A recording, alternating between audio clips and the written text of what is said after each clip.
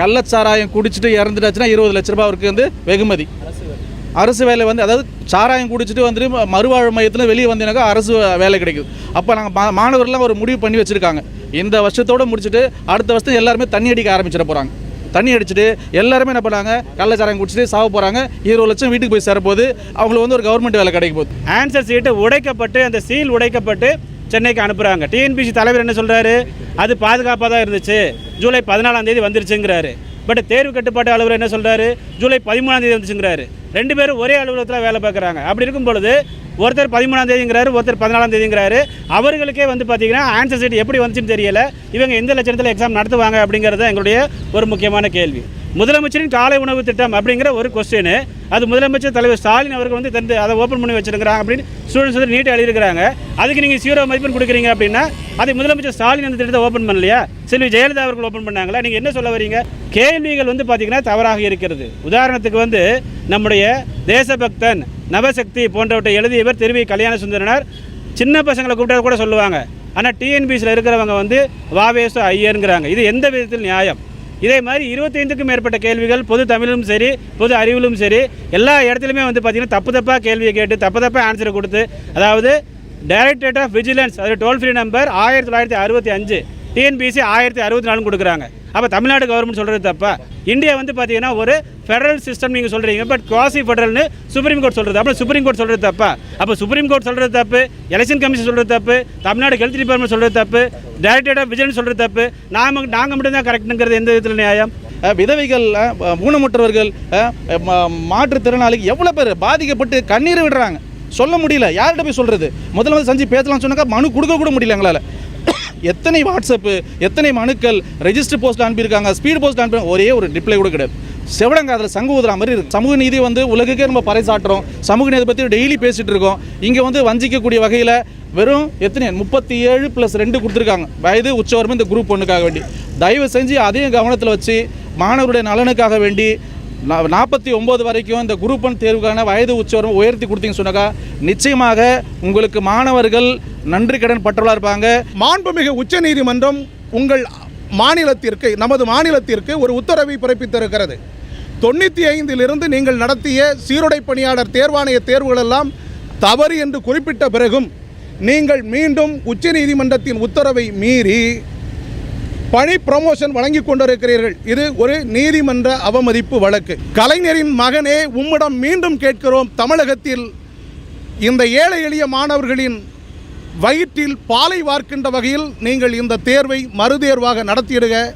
இதை மீண்டும் மீண்டும் நாங்கள் வலியுறுத்தி கேட்கிறோம். அதோடு மட்டுமல்லாது தமிழ்நாட்டில் இருக்கிற அத்தனை போட்டித் தேர்வுகளுக்கான பாடத்திட்டங்களை மாணவர்கள் கொண்ட ஒரு குழு, பேராசிரியர்கள் கொண்ட ஒரு குழு, ஓய்வு பெற்ற கல்வியாளர்களை கொண்ட ஒரு குழு, பணியில் இருக்கக்கூடிய அனுபவம் வாய்ந்த ஐஏஎஸ் அதிகாரிகளை கொண்ட ஒரு குழுவை அமைத்து நேர்மையான தேர்வும் நேர்மையான பாடத்திட்டங்களையும் நீங்கள் வகுத்து தர வேண்டும் என்று தாழ்மையுடன் கேட்டுக்கொள்ளுகிறோம். டிஎன்பிஎஸ்சி குரூப் 4 தேர்வு ஒரே ஒரு கோரிக்கை தான், மறுதேர்வு. இதில் வந்து வேறு எந்த விதமான மாற்றமும் கிடையாது.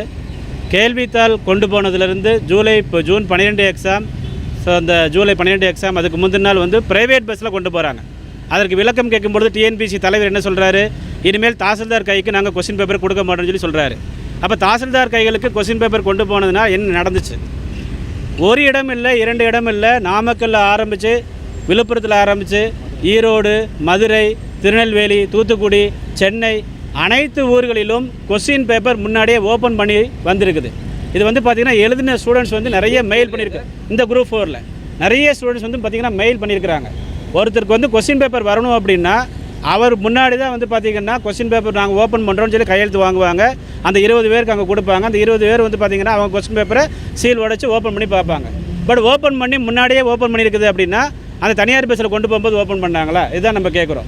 இது மதுரை மட்டும் கிடையாது, சேலத்தில் நடந்திருக்குது, நாமக்கல் நடந்திருக்குது, ஈரோடு, திருச்சி, சென்னை உட்பட அனைத்து இடங்களும் நடந்திருக்குது. அப்புறம் ஒட்டுமொத்தமாக இந்த குரூப் 4 தேர்வை சீர்குலைப்பதற்காக இதன் பின்னணியில் ஒரு சதி செயல்பட்டிருக்கிறதா அப்படிங்கிறது தேர்வர்களுடைய முக்கியமான ஒரு வேண்டுகோளாக இருக்கிறது. அப்புறமா ஆன்சர் சீட் வந்து பார்த்திங்க அப்படின்னா ஆன்சர் சீட்டு உடைக்கப்பட்டு அந்த சீல் உடைக்கப்பட்டு சென்னைக்கு அனுப்புகிறாங்க. டிஎன்பிசி தலைவர் என்ன சொல்கிறாரு, அது பாதுகாப்பாக தான் இருந்துச்சு, ஜூலை 14ஆம் தேதி வந்துருச்சுங்கிறாரு. பட் தேர்வு கட்டுப்பாட்டு அலுவலர் என்ன சொல்கிறாரு, ஜூலை 13ஆம் தேதி வந்துச்சுங்கிறாரு. 2 பேரும் ஒரே அலுவலகத்தில் வேலை பார்க்குறாங்க. அப்படி இருக்கும் பொழுது ஒருத்தர் 13ஆம் தேதிங்கிறாரு, ஒருத்தர் 14ஆம் தேதிங்கிறாரு. அவர்களுக்கே வந்து பார்த்தீங்கன்னா ஆன்சர் சீட் எப்படி வந்துச்சுன்னு தெரியல. இவங்க எந்த லட்சத்தில் எக்ஸாம் நடத்துவாங்க அப்படிங்கிறது எங்களுடைய ஒரு முக்கியமான கேள்வி. சரி, ஓகே, இதையும் நாங்கள் பொறுத்துக்கிட்டோம். நீங்கள் எவ்வளோ கஷ்டமாக கேட்டால் நாங்கள் ஆன்சர் எழுதுகிறோம். எல்லாருக்கும் கஷ்டம் தானே, இல்லைன்னு சொல்லலை. கேள்விகள் வந்து பார்த்திங்கன்னா தவறாக இருக்கிறது. உதாரணத்துக்கு வந்து நம்முடைய தேசபக்தன், நவசக்தி போன்றவற்றை எழுதியவர் திருவி கல்யாண சுந்தரனார். சின்ன பசங்களை கூப்பிட்டா கூட சொல்லுவாங்க.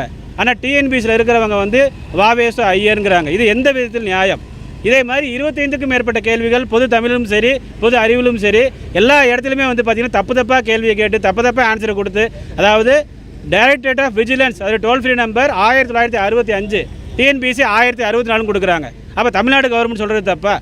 ஹெல்த் டிபார்ட்மெண்ட்டில் வந்து பார்த்தீங்க அப்படின்னா சிக்கன் குனியாவுக்கு ஸ்கின் வந்து எரப்ட் ஆயிருக்கணுங்கிறாங்க, நீங்கள் இல்லைங்கிறீங்க. அப்போ ஹெல்த் டிபார்ட்மெண்ட் சொல்கிறது தப்பா? எலெக்ஷன் கமிஷன் வெப்சைட்டில் வந்து பார்த்தீங்கன்னா ரொம்ப தெளிவாக கொடுத்துருக்காங்க. 2002ஆம் வருடம் இவிஎம் மிஷின் இந்தியா ஃபுல்லாக ஆப்ரேட் பண்ண ஆரம்பிச்சு, நீங்கள் 2003 சொல்லி சொல்கிறீங்க. அப்போ எலக்ட்ரானிக் ஓட்டிங் மிஷினை பயன்படுத்தக்கூடிய எலெக்ஷன் கமிஷன் சொல்கிறது தப்பா? இந்தியா வந்து பார்த்தீங்கன்னா ஒரு ஃபெடரல் சிஸ்டம் நீங்கள் சொல்கிறீங்க, பட் குவாசி ஃபெடரல்னு சுப்ரீம் கோர்ட் சொல்கிறது. அப்போ சுப்ரீம் கோர்ட் சொல்கிறது தப்பா? அப்போ சுப்ரீம் கோர்ட் சொல்கிறது தப்பு, எலெக்ஷன் கமிஷன் சொல்கிறது தப்பு, தமிழ்நாடு ஹெல்த் டிபார்ட்மெண்ட் சொல்கிறது தப்பு, டைரக்டரேட் ஆஃப் விஜிலன்ஸ் சொல்கிறது தப்பு. நாங்கள் மட்டும் தான் கரெக்டுங்கிறது எந்த விதத்தில் நியாயம்? அதாவது சிவில் ஜட்ஜ் தேர்வில் பாதிக்கப்பட்ட ஒரு நபர் ரீவேலேஷன் கேட்குறாங்க. ரீவேலேஷனுக்கு இடம் கிடையாதுன்னு டிஎன்பிசி சொல்கிறாங்க. பாதிக்கப்பட்ட நபர் வந்து பார்த்தீங்கன்னா கோர்ட்டில், ஹைகோர்ட், சுப்ரீம் கோர்ட் எல்லா கோர்ட்லையும் வழக்கு தொடுக்கிறாங்க. வழக்கு தொடர்ந்து ஹைகோர்ட் நீதிபதிகளே வந்து பார்த்தீங்கன்னா அந்த பேப்பரை திருத்தி இவங்க எலிஜிபிள், இவங்களுக்கு மதிப்பெண் கொடுக்குன்னு சொல்கிறாங்க. உடனே சுப்ரீம் கோர்ட் போகிறாங்க. டிஎன்பிசி சுப்ரீம் கோர்ட் போகிறாங்க. சுப்ரீம் கோர்ட்லேயும் வந்து பார்த்தீங்கன்னா கேஸ் போட்டவங்க ஜெயிச்சாச்சு. மறுபடியும் ஸ்பெஷல் லீவ் பெட்டிஷன். இப்படி வந்து வழக்கறிஞர்களுக்கே வந்து பார்த்தீங்கன்னா 50 லட்சத்துக்கு மேல் செலவு பண்ணக்கூடிய டிஎன்பிசி அந்த ஒரு போஸ்ட் அந்த பாதிக்கப்பட்ட நபருக்கு நீங்கள் கொடுத்துருக்கலாமே. அவர் எழுதுனது தானே மார்க் கேட்குறாரு. அதாவது வந்து பார்த்தீங்கன்னா முதலமைச்சரின் காலை உணவு திட்டம் அப்படிங்கிற ஒரு கொஸ்டின், அது முதலமைச்சர் தலைவர் ஸ்டாலின் அவர்கள் வந்து தந்து அதை ஓப்பன் பண்ணி வச்சிருக்கிறாங்க அப்படின்னு ஸ்டூடெண்ட்ஸ் வந்து நீட்டாக எழுதியிருக்கிறாங்க. அதுக்கு நீங்கள் 0 மதிப்பெண் கொடுக்குறீங்க அப்படின்னா அது முதலமைச்சர் ஸ்டாலின் அந்த திட்டத்தை ஓப்பன் பண்ணலையா? செல்வி ஜெயலலிதா அவர்கள் ஓப்பன் பண்ணாங்களா? நீங்கள் என்ன சொல்ல வரீங்க?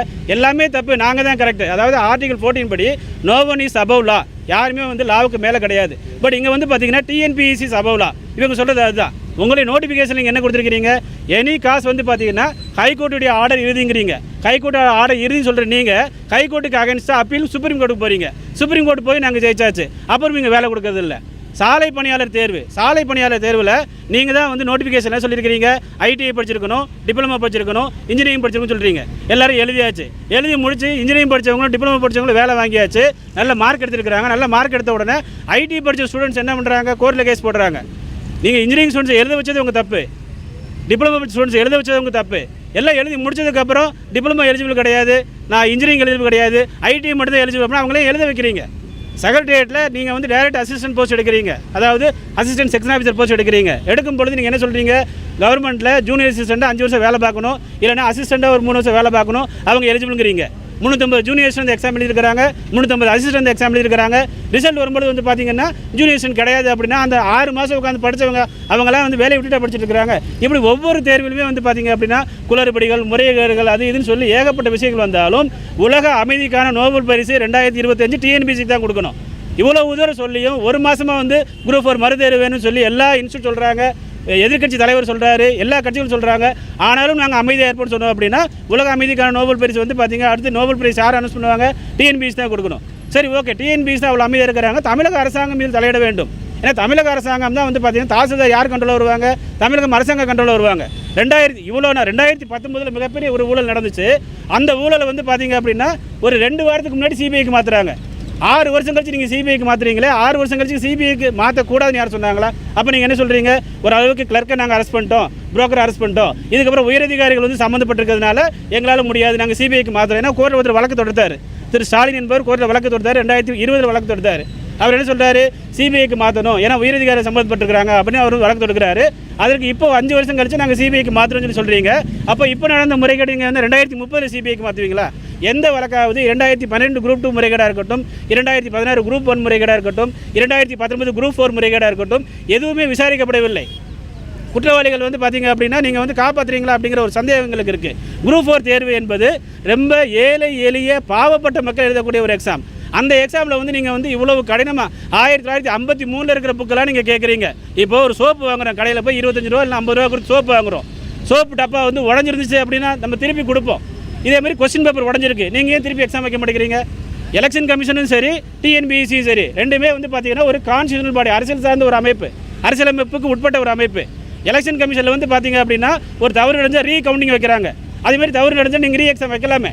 எல்லாத்துக்கும் வந்து பார்த்தீங்கன்னா லாஜிக் இருக்குது. அதனால் எதுவுமே நாங்கள் செய்ய மாட்டோம் அப்படின்னு சொல்லி டிஎன்பிஎஸ்சி வாய்மூடி மௌனியாக கடந்த 1 மாத காலமாக இருக்கிறது. இது மிகவும் கண்டிக்கத்தக்கது. இதற்கு வந்து பார்த்தீங்கன்னா தமிழக முதல்வர் அவர்கள் முடிவெடுக்க வேண்டும். தமிழக அரசு நடந்து முடிந்த குரூப் 4 தேர்வை மறுபரிசீலனை செய்து மீண்டும் மறுதேர்வு நடத்த வேண்டும்.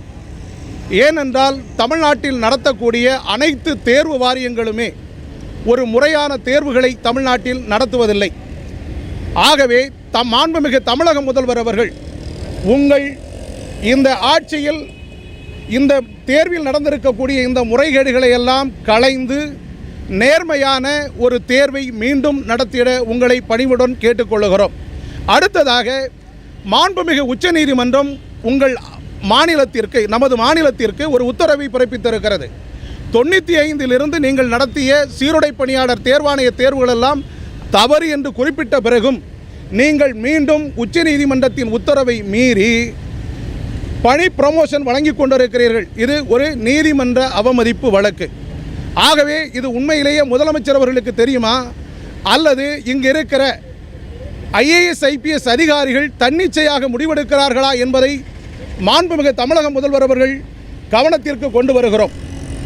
இந்த நடந்து முடிந்த இந்த குரூப் 4 தேர்வானது முற்றிலும் இந்திய இறையாண்மைக்கும் மாணவர்களின் அறிவாற்றலுக்கும் அப்பாற்பட்ட ஒரு தேர்வாக நடத்தப்பட்டிருக்கிறது. ஆகவே தமிழக முதல்வர் அவர்கள் இன்றே உடனடியாக இதில் தலையிட்டு இந்த தேர்வை ரத்து செய்துவிட்டு ஒரு 2 மாத கால இடைவெளியில் முறையான பாடத்திட்டத்தை அறிவித்து இந்த குரூப் 4 தேர்வை உடனடியாக மீண்டும் நடத்திட வேண்டும் என்று ஒட்டுமொத்த தமிழக மாணவர்களின் சார்பாக இதை நாங்கள் கேட்டுக்கொள்ளுகிறோம்.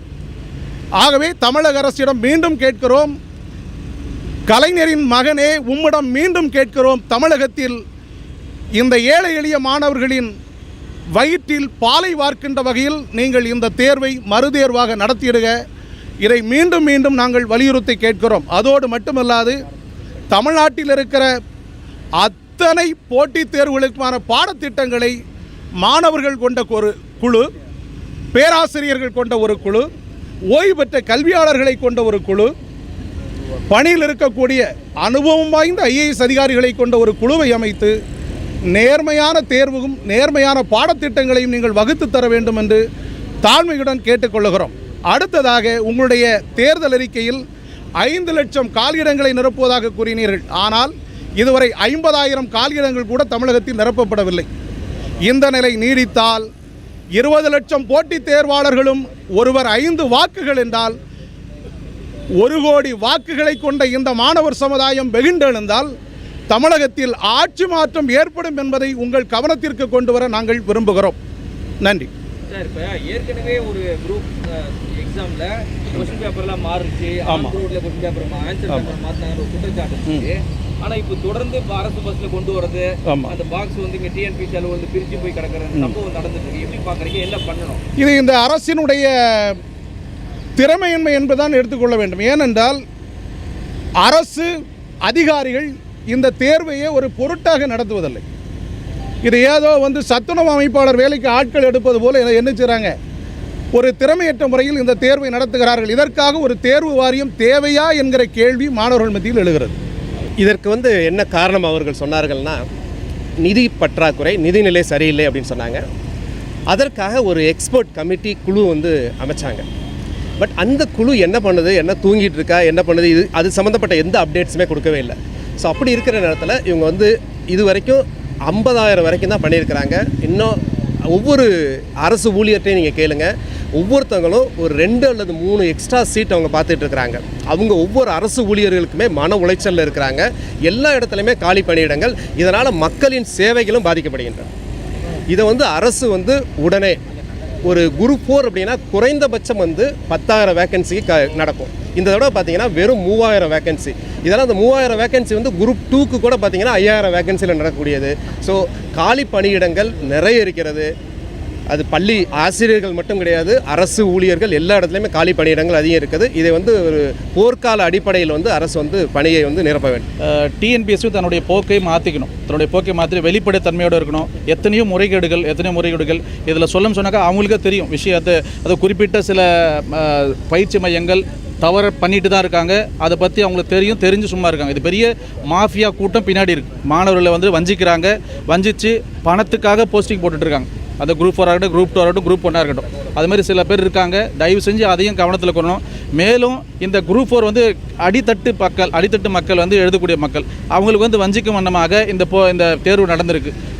அந்த தேர்வை முற்றிலுமாக கேன்சல் செஞ்சு ரீஎக்ஸாம் வச்சிங்கன்னு சொன்னாக்கா கிட்டத்தட்ட இந்த தமிழகத்தில் இருக்கக்கூடிய 80 லட்சம் தேர்வர்கள் தங்களுக்கு நன்றி கடன் பட்டிருப்பாங்க. நிச்சயமாக நன்றி கடன் பட்டிருப்பாங்க. அதுக்காக தயவு செஞ்சு முதலமைச்சர்கிட்ட மிகப்பெரிய இந்த ஒரு கோரிக்கையை நிறைவேற்றணும். இன்னொன்று பார்த்தீங்கன்னாக்கா, இந்த மாணவர்கள் எத்தனை பேர் வேலை வெட்டி இல்லாமல் இருக்காங்க. இதை கவனத்தில் கொள்ளாமல் உங்களுக்கு வந்துட்டு தேவையான விஷயங்களை பண்ணிடுறீங்க. அதாவது உதாரணத்துக்கு பேப்பரில் படிக்கிறோம் கள்ளச்சாராயம் குடிச்சிட்டு இறந்துட்டாச்சுன்னா 20 லட்ச ரூபாய் அவருக்கு வந்து வெகுமதி. அரசு வேலை வந்து, அதாவது சாராயம் குடிச்சிட்டு வந்துட்டு மறுவாழ்வு மையத்தில் வெளியே வந்தீங்கன்னாக்கா அரசு வேலை கிடைக்குது. அப்போ நாங்கள் மாணவர்கள்லாம் ஒரு முடிவு பண்ணி வச்சுருக்காங்க. இந்த வருஷத்தோடு முடிச்சுட்டு அடுத்த வருஷம் எல்லாருமே தண்ணி அடிக்க ஆரம்பிச்சிட போகிறாங்க. தண்ணி அடிச்சுட்டு எல்லாருமே என்ன பண்ணாங்க, கள்ளச்சாராயம் குடிச்சிட்டு சாக போகிறாங்க. 20 லட்சம் வீட்டுக்கு போய் சேரப்போது. அவங்களுக்கு வந்து ஒரு கவர்மெண்ட் வேலை கிடைக்க போகுது. மறுவாழ்வு மையத்தில் போயிட்டு ஒரு கவர்மெண்ட் வேலை கிடைக்கிறதுக்கு வந்து ஒரு வழியை வந்து தமிழக அரசு உருவாக்கி கொடுத்துருச்சு. ரொம்ப நன்றி, இதுக்காக வேண்டி ரொம்ப நன்றி கொடுக்குறோம். இது ஒன்று.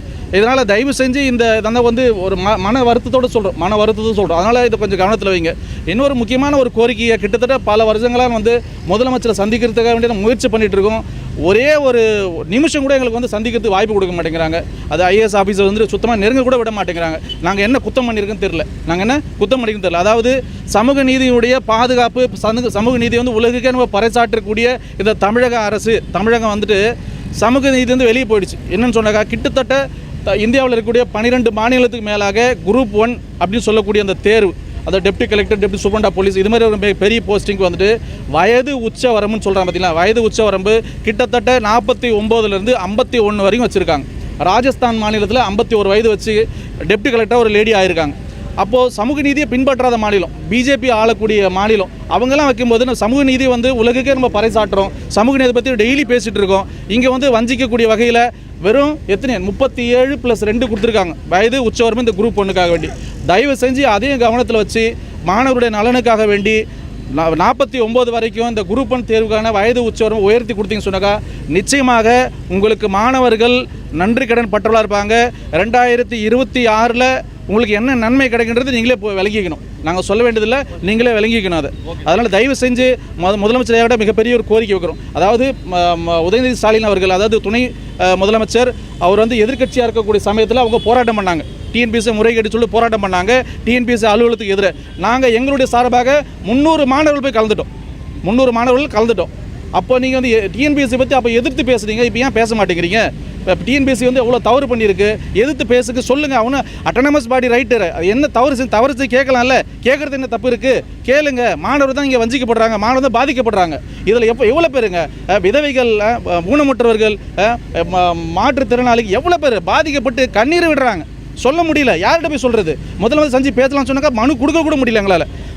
எத்தனை வாட்ஸ்அப்பு, எத்தனை மனுக்கள், ரெஜிஸ்டர் போஸ்ட் அனுப்பியிருக்காங்க, ஸ்பீட் போஸ்ட் அனுப்பி, ஒரே ஒரு ரிப்ளை கூட கிடையாது. செவடங்க அதில் சங்கு ஊதுற மாதிரி இருக்குது. அதெல்லாம் தயவு செஞ்சு எங்களுடைய மனவேதனையை தயவு செஞ்சு புரிஞ்சுங்க. நாங்கள் ஏதாச்சும் தவறாக செஞ்சால் தயவு செஞ்சு மன்னிச்சுங்க. எங்களுக்கு வந்து ஒரு நன்மையை வந்து பயக்க வண்ணமாக எங்களுக்கு ஒரு நல்ல விஷயத்தை மாணவர்களுக்கு செஞ்சு கொடுங்க முதலமைச்சர் ஐயா அவர்களே. உங்களுக்கு கோடான கோடி நன்றிகள் நாங்கள் செலுத்துகிறோம்.